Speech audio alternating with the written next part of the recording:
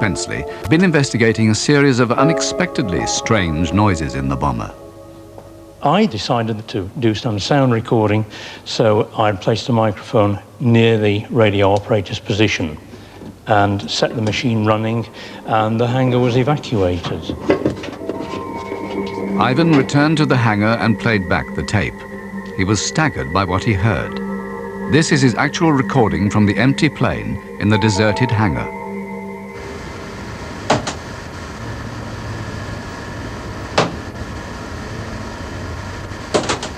The first recordings I made here, I didn't know whether it was the sound of the hangar changing as the heat of the day left the building.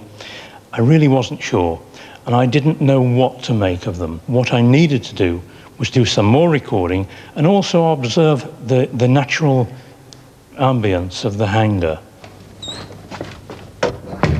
During his many visits to Cosford, Ivan has always meticulously ensured that nothing can contaminate his recordings.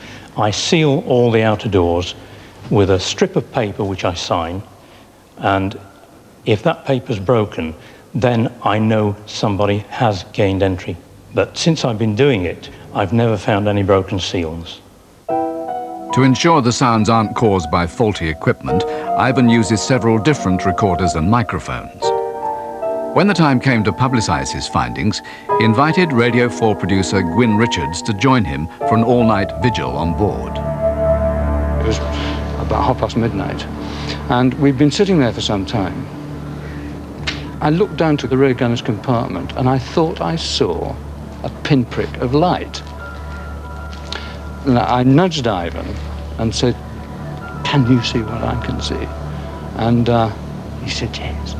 And this tiny pinprick of light by this time seemed to have been getting nearer, and it was moving slightly from one side to the other. And we looked at each other, and we thought, well, we did see it. After making a radio program about his experiences on board the plane, Gwyn received a sackful of letters. I mean, there is no explanation, really, but one letter only at the end gave me something which I thought was possible. It said that when the crew was on night flying, they used to reverse the little concave reflector in their torches and cover the bulb with them, so that only a tiny pinprick of light was emitted from the torch in order to save the pilot's night vision. And that seems to me to be something which approximates what I saw. But what about the noises? Ivan and Gwyn made further recordings on that occasion. I didn't expect to hear anything. And then suddenly on the tape was this incredible bang. I said, "My God! Play that again." And he pulled it back, played it again.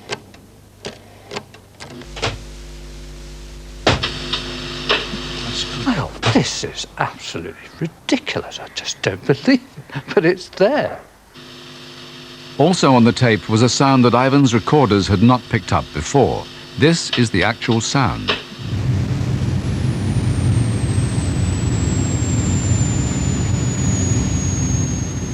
Could the tape simply have picked up radio signals from atmospheric interference?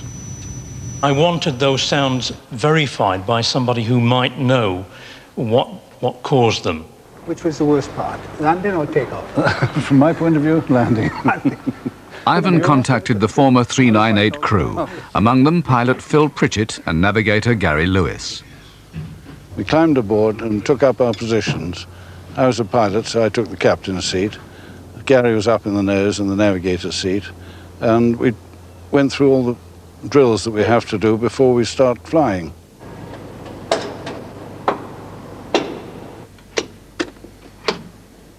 The noises we heard on the tape, they certainly sounded like the normal noises that we get on an aeroplane, but somewhat modified. The noises on the tape resembled the clicks made by the switches during the cockpit drills. As for the whistling sound, Gary has his own theory. Eventually we worked out that it was a navigation aid called Console.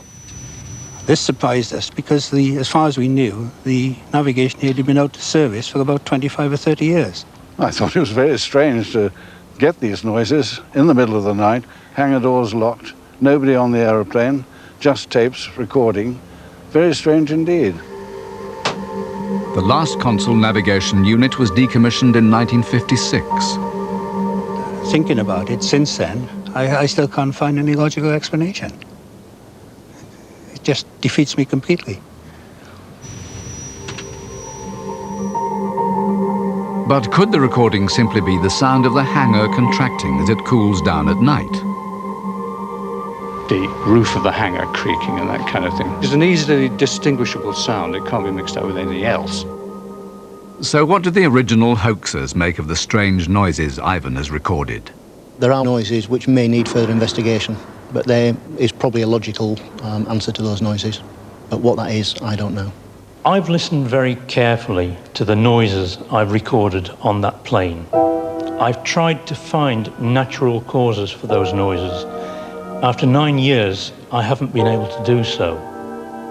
But Ivan does know of one theory, linked to the plane's history. The story on record here at Cosford is that RF398 was flown by Master Pilot Hiller on its final flight. It's said that he liked the plane so much that he would haunt it when he died. The strange thing is that Hiller was taken off Lincoln bombers and transferred to a Dove aircraft which crashed not too far away from Cosford, and he was killed. The other thing is that part of that crashed aircraft was brought back and housed at Cosford. When we tried to trace the operational history of the bomber, we found gaps in some of the plane's official records. One explanation, it's believed to have flown on secret missions. Altogether, it seems there are more questions than answers about RF-398. Good night.